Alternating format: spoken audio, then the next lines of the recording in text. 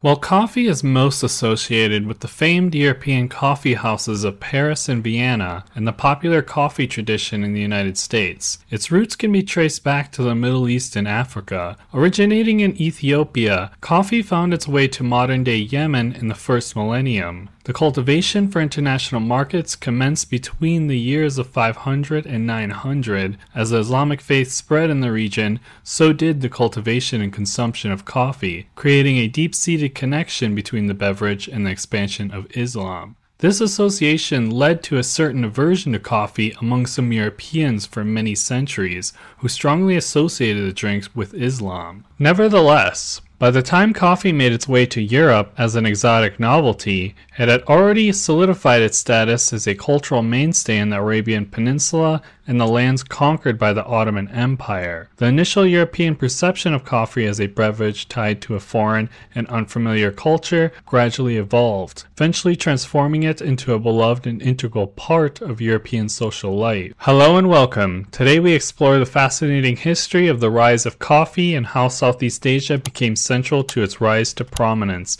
in global culture and economy. Thank you for visiting, and I hope you enjoy the video. Recognizing the economic value of coffee, the Ottoman Empire in the 16th century sought to safeguard their monopoly. Ottoman and their Arab authorities in the Arabian Peninsula oversaw all aspects of the coffee trade meticulously. Beans were boiled before export to ensure sterility, and foreigners were banned from visiting coffee-growing areas. This stringent control gave rise to a lucrative trade, forming the foundation of the first international commodity cartel oversaw by the Ottoman sultans. However, even within the Islamic world, the burgeoning popularity of coffee faced considerable criticism. In its early adoption, scholars engaged in debates over the permissibility of its consumption, with some drawing parallels to alcohol consumption. Remarkably, during this initial phase, it was not uncommon for Muslims to partake in coffee by using saucers and chalices, which were traditionally associated with the consumption of alcohol. Yet the most contentious aspect of coffee consumption was primarily linked to nonconformist thinking and radical political ideologies. The precursor to the coffee houses and cafes later associated with European cities such as Paris and Vienna can be traced back to the Ottoman Empire in the Middle East. These establishments became hubs where intellectuals and philosophers engaged in lively debates and explored innovative ideas. At different junctures, Muslim rulers would intermittently prohibit coffee consumption and the operation of coffee establishments, perceiving them as potential threats to public order. Ultimately, however, in the Muslim world, coffee consumption became intricately linked to Sufism, which itself was a controversial Islamic religious strain, particularly in its early years. Sufism isn't a sect of Islam like Sunni or Shia, but rather a style of religious practice and organization known for its more mystical tendencies. For Sufis, coffee aided in staying alert during nighttime devotions and stimulated the mind in meditation, becoming an integral part of religious meditative practices within many Sufi orders. Various stimulants, including coffee, were believed to facilitate approaching oneness with God in Sufi devotion. Under the early decades of Ottoman rule, Yemen was the sole exporter of cultivated coffee, but that trade monopoly would soon be broken, mostly as a result of increasing interest in the beverage to the east. Arab smugglers subsequently planted coffee in India and Ceylon sometime towards the end of the 1500s, targeting consumers in India and Southeast Asia. Muslim pilgrims would have well-established coffee plantations in India during the 17th century, well before the British would have interest in the crop. Sufi networks played a pivotal role in transporting coffee across the Indian Ocean in the first decades. In the 16th century, Sufi orders introduced coffee to Southeast Asia through Aceh on Sumatra. The city's ruler, Iskandar Muda, a Sufi monist and powerful ruler in Aceh, promoted mosque construction and Islamic education, integrating coffee into Islamic practice among people in the Malay archipelago. Coffee consumption also became part of martial arts training within Sufi orders and was a staple in traditional boarding schools known as daya. In the 17th century, coffee found its way to southern Thailand, emerging as a beverage of choice in another Sufi scholarly center.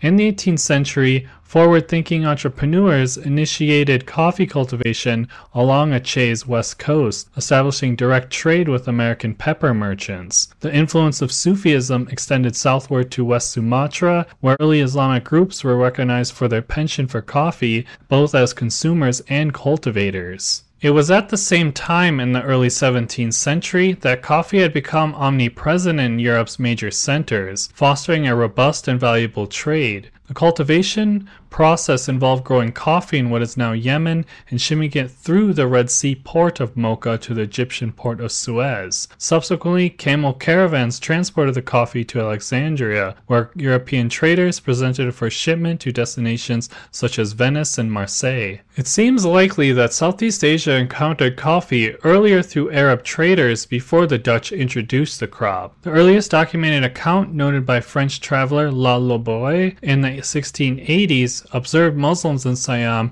enjoying coffee imported from Arabia. This should not be surprising, considering that within the broader context of the Indian Ocean, the 17th century witnessed market expansion and increasing wealth in the Indian Ocean, fueled by the stabilizing of Ming China, the Ottoman Empire, as well as the flow of Japanese silver. However, this prosperity faced a setback in the 1680s when Japanese markets closed, China experienced internal turmoil, and wars in Europe reduced demand for exports. Despite Europe's rebound, Asian powers did not recover, leading to the ascent of Europeans as the most influential players in the Indian Ocean by the 18th century. This transformation was facilitated by the creation of modern joint stock companies, which raised unprecedented capital and advancements in warfare techniques. The year 1616 marked a significant turning point, breaking the coffee monopoly held by Ottoman and Arab traders and reshaping the trade landscape for coffee production. Dutch spies were said to have successfully smuggled coffee seedlings from Arabia, although some evidence suggests India, to the Dutch colony in Java, laying the foundation for virtually all Arabica coffee grown outside Ethiopia and the Arabian Peninsula. In fact, present-day Javanese, Hawaiian, Colombian, Kenyan, and Guatemalan coffees trace its lineage back to these initial plants stolen by the Dutch. However, it would take another 100 years before coffee plantations emerged in Dutch Indonesia. In 1707, responding to urgent demand for coffee from consumers in Amsterdam, the Dutch Governor-General distributed coffee plants to chiefs under Dutch control in the hills behind Batavia and Cirebon. Notably, the Sudanese-speaking Priangan highlands around modern Bandung received special attention, marking the establishment of the first plantations in Indonesia. The Dutch East India Company would propel the Dutch East Indies into the position of the world's leading coffee producer within 2 decades. While this shift marked a transition from Arab to European dominance, coffee remained predominantly an Indian Ocean phenomenon. Key exporters included French-controlled Réunion, Dutch and later British-controlled Sri Lanka, and Dutch-administered Java and Sumatra. And here is where the history of coffee becomes a bit darker. In the early stages of Dutch colonialism in Java, coffee collection became a form of taxation. This practice resulted in over 1,000 tons of coffee arriving in Amsterdam annually during the 1720s.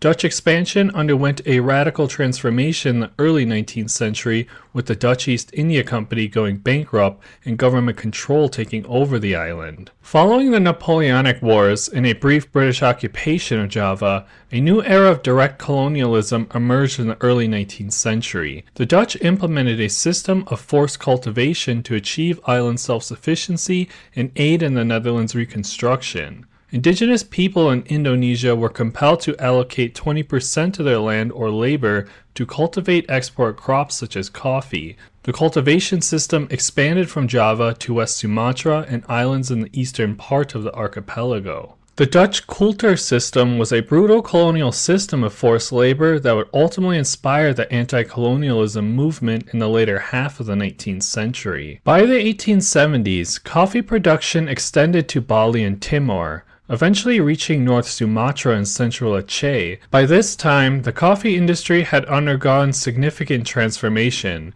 partly influenced by E.D. Decker's impactful novel Max Havelaar, or The Coffee Auctions of the Dutch Trading Company, which exposed the harsh realities of the cultivation system.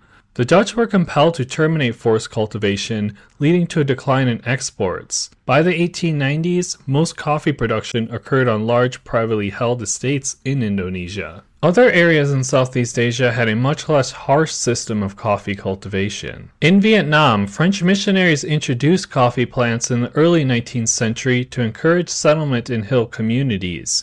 French colonizers established coffee plantations in highland regions by the 1890s, expanding production to Dak Lak province by the 1920s.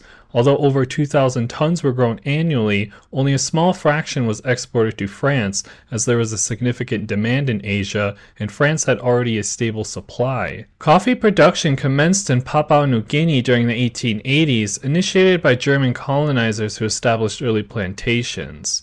Subsequently, Australian planters further south contributed to the growth of the industry. In the 1920s, a gold rush prompted a new European settlement and establishment of coffee farms exporting to Australia. East Timor witnessed the introduction of coffee as early as 1815, swiftly becoming 80% of its exports, mirroring a similar coffee boom in the Philippines in roughly the same time. In the 17th century, European seafaring nations rapidly expanded their colonial territory worldwide. Motivated by economic gain, they sought resources such as gold in South America, slaves in Africa, and furs in North America.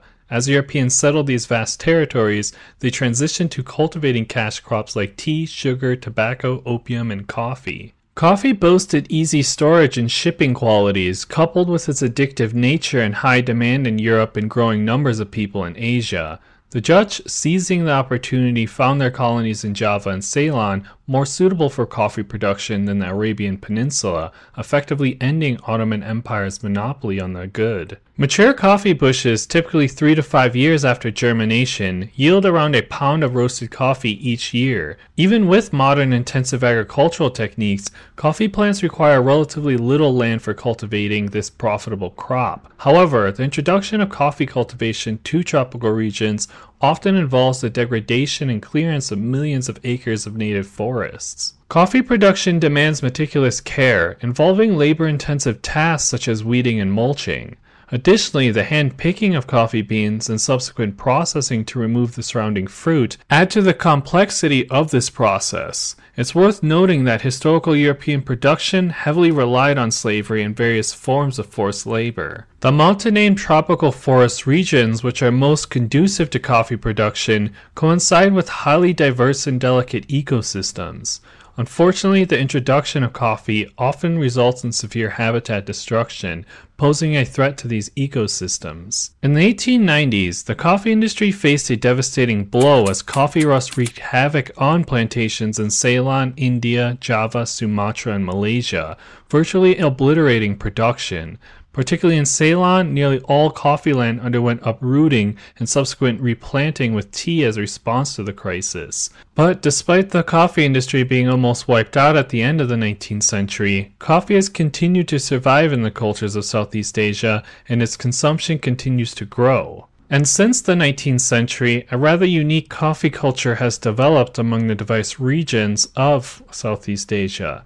So what does this coffee consumption look like today? This list isn't all-inclusive, but I would like to spend a few moments at the end of this video to describe some of the more popular forms of coffee in different places in Southeast Asia. In Southeast Asia, coffee bean flavors tend to lean towards a slightly sweeter profile compared to what most Westerners are accustomed to, with the exception of Vietnam that tends to be a bolder roast owing to French influence. Or stronger French influence, I should say. Typically, coffee beans in Southeast Asia undergo an extended period of sun drying and slow roasting to preserve the coffee's natural sugars and oils. This contrasts with most coffee consumed in the West, which tends to be over-roasted, resulting in the carbonation of sugars and oils, making them more bitter compared to the smoother taste of Southeast Asian coffees. Vietnam, Thailand, and Cambodia share a similar coffee style, often served cold and blended with sweetened condensed milk. Typically prepared using a metal filter called a fin, Vietnamese coffee is distinct in its preference for having the coffee drip directly onto the condensed milk, whereas it's more typical for Thai and Cambodian iced coffees to mix the condensed milk into the cup afterward.